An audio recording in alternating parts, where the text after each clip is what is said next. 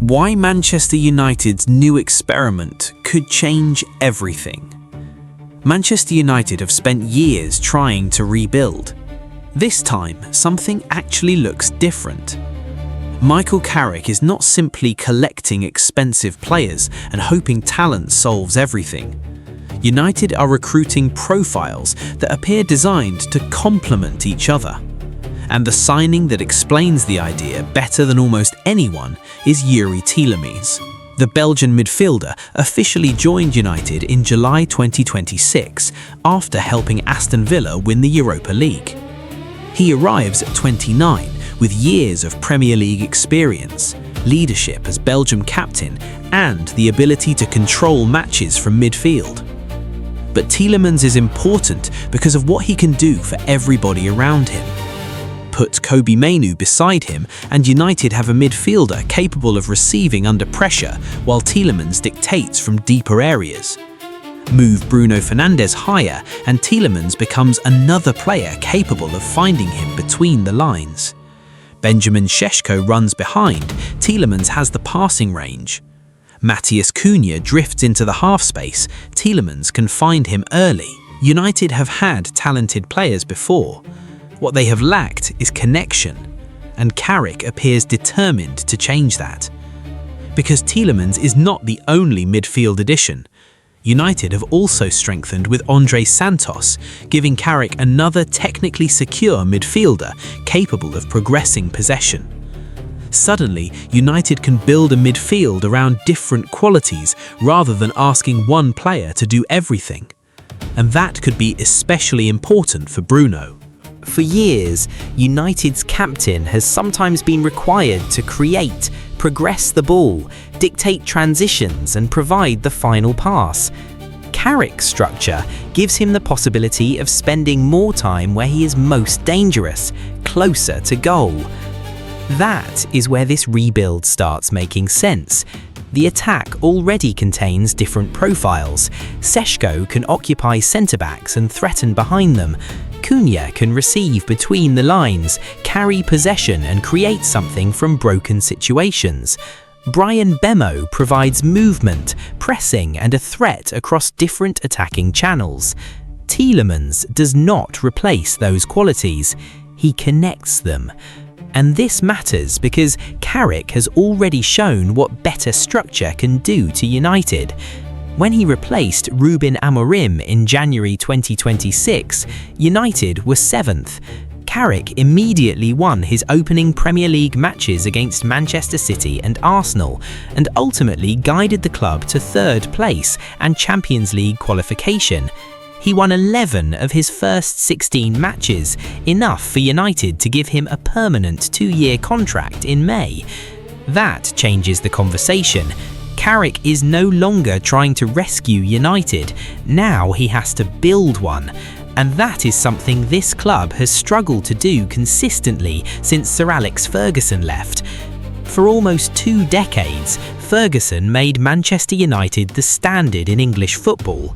He won 13 Premier League titles and repeatedly rebuilt championship-winning teams. Then he retired in 2013.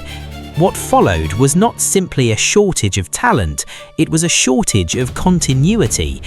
David Moyes lasted less than a season, Louis van Gaal changed the football again, Jose Mourinho changed it again, Ole Gunnar Solskjaer took another direction, Erik ten Hag another, Ruben Amorim another.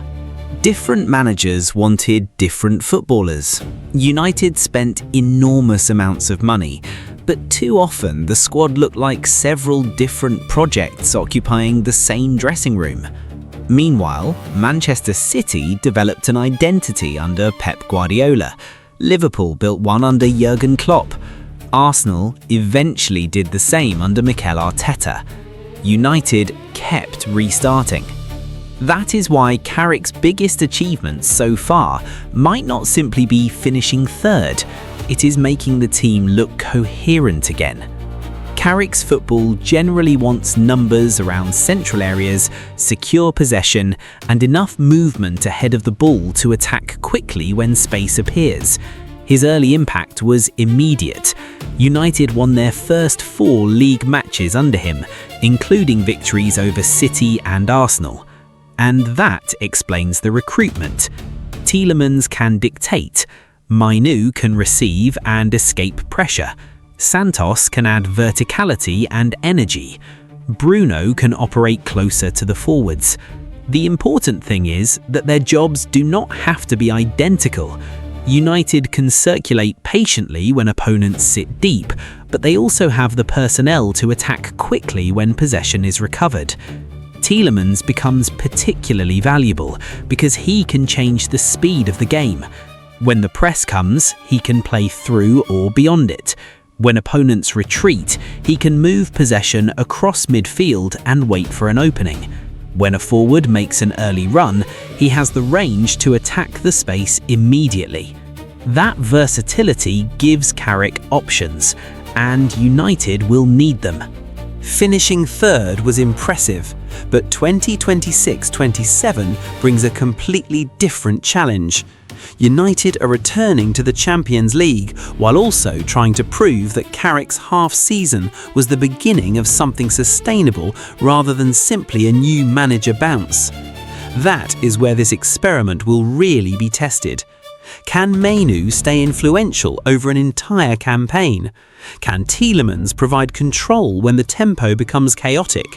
Can Santos adapt immediately? Can Bruno remain devastating closer to goal?